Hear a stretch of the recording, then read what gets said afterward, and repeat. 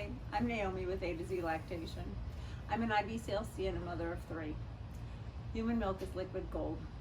It's nutrition, comfort, and medicine all rolled into one for your baby. The number one question I have from parents is about milk supply.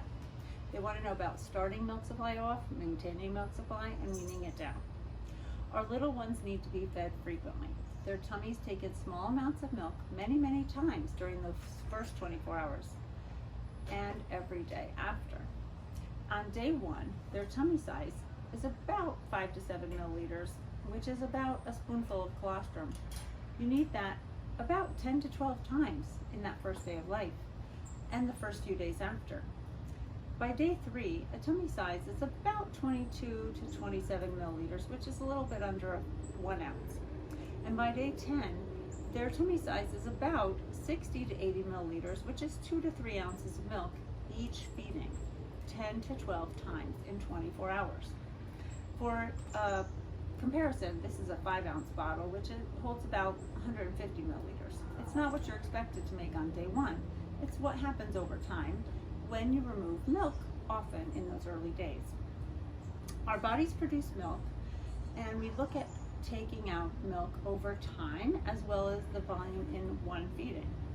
Removing milk often 10 to 12 times, or over time 8 to 12 times over 24 hours for those early weeks and months and up to the first 6 months of life is really important for milk production.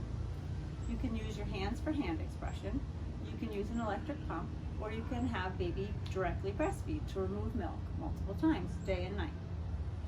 Milk transfer is also something we look at, including whether the baby's latch is comfortable, whether they have a strong latch, whether you hear swallowing and see milk. Nighttime removal of milk for nutrition, hydration, and comfort, and your long-term milk production goals are all important. We feed on cue rather than a clock.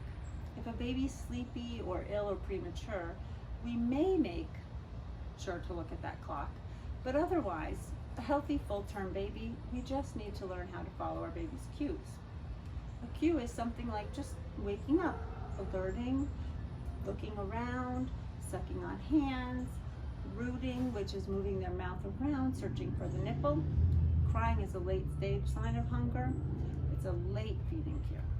Sometimes it's important to just calm a baby down and try to feed them again after you get them calm because they've missed a little bit of signals there. We can see that the baby's doing well when they're growing in height and weight, or length and weight, and looking at diaper counts. When a baby is born, we want to look at the dirty diapers as well as the wet diapers. I'll give you an example for dirty diapers. On day 1, you want to see 1 blackened or sticky diaper, maybe 2 diapers. By day 2, you want to see 1 or 2 black or brown diapers. And on day 3, you want to see that the diaper color is turning from brown to green, and about 3 green diapers. And on day 4, you want to see 4 yellow diapers. On day 5 and so on, 3 to 4 yellow diapers.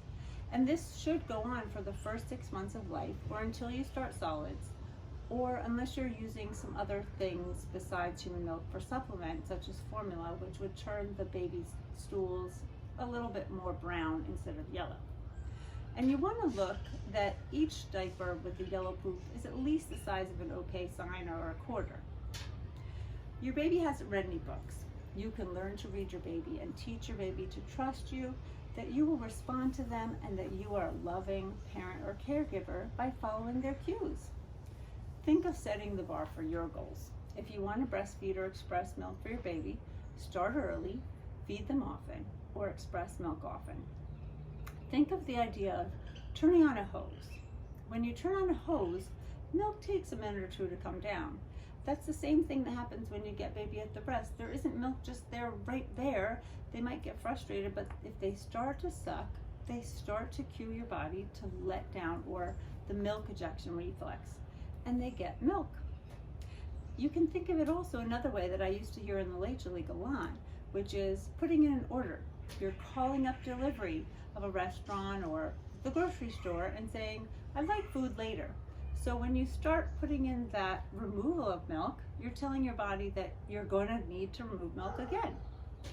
If you're concerned about milk production, your baby's weight or growth, you can call me or your lactation consultant in your area and discuss all of those concerns.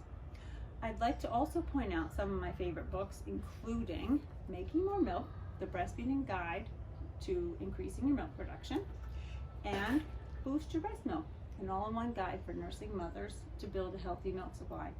These are my favorites that I tell clients about. This one has great nutritional recipes and a lot of basic information on milk supply. And this one has a lot of hands-on information, including charts, things about birth, galactagogues, herbal and medicinal, different health issues that you could come across. It's a great resource. And of course, The Womanly Art of Breastfeeding for just basic information, because when you know about your body and how your body works and how milk supply works ahead of time, you have less fear and you're empowered. Have a great day.